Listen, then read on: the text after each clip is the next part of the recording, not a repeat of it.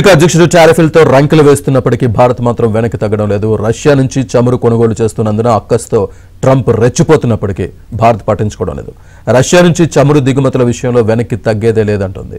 America ఆంక్షలకు తలగ్గకుండా దిగుమతులు కొనసాగిస్తోంది. 6 నెలల్లో అత్యధిక స్థాయి దిగుమతుల దిశగా అడుగులు వేస్తోంది. రష్యా నుంచి భారత్ చమురు దిగుమతులు 18.5 లక్షల బ్యారెళ్లకు చేరే అవకాశం ఉన్నట్లు నిపుణులు చెబుతున్నారు.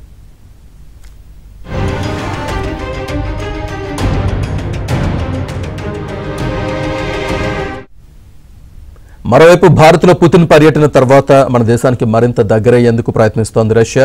భారత్ ఒక సంపూర్ణ సార్వభౌమ దేశమని, తనకు ఆర్థికంగా లాభదాయకంగా అనిపించిన చోట నుంచి చమురు కొనుగోలు చేయడంలో దేశానికి పూర్తి స్వేచ్ఛ ఉందని అంటోంది. భారత్ ఎప్పటికీ తన ఆర్థిక ప్రయోజనాలను ప్రధానంగా చూసుకుంటూ నిర్ణయాలు తీసుకునే విధానానికే కట్టుబడి ఉంటుందని తమకు నమ్మకం ఉందని తెలిపింది. భారత్కు పూర్తి స్థాయిలో చమురు సరఫరా చేసేందుకు సిద్ధంగా ఉన్నామని పుతిన్ హామీ ఇచ్చారు. అయితే రష్యా ఆఫర్పై భారత్ ఆచితూచి వ్యవహరిస్తోంది.